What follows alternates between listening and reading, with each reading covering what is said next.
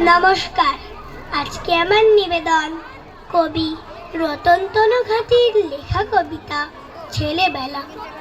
খুব ভোরে উঠে ছুটি ঘুম চোখে ফিরে সাঁতারের ক্লাসে, বাবা বাজারের ব্যাগ হাতে দেখি ছুটে যায় আর আসে। সাঁতার ফেরত বই নিয়ে আমি বসে যাই এক মনে।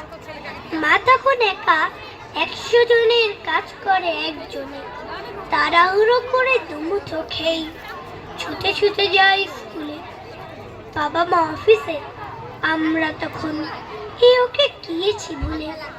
স্কুল থেকে ফিরে গানের রেওয়াজ, নয়তো আঁকার ক্লাস, সময় মেলে না কোনটা কখন করে উঠে হাঁসফাঁস।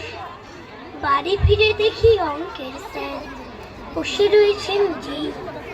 মা বাবার কাছে কথা বলবার একটু সময় নেই। রাতে ঘুমোবার সময় মা বলে, খোকা বড় হতে থাকো। আমি মাকে বলি, বড় হব খুব, আমার কথাটা রাখো। আম কুড়ানোর, ঘুড়ি উড়ানোর রঙিন দুপুরগুলো, মেঘেলা দিনের কথা রামধনু আকাশ বালিশে শুলো। তোমাদের সেই ছেলেবেলা যার গল্প করেছ কত, সেই ছেলেবেলা ফিরিয়ে দাও না একটা দিনের মতো। নমস্কার।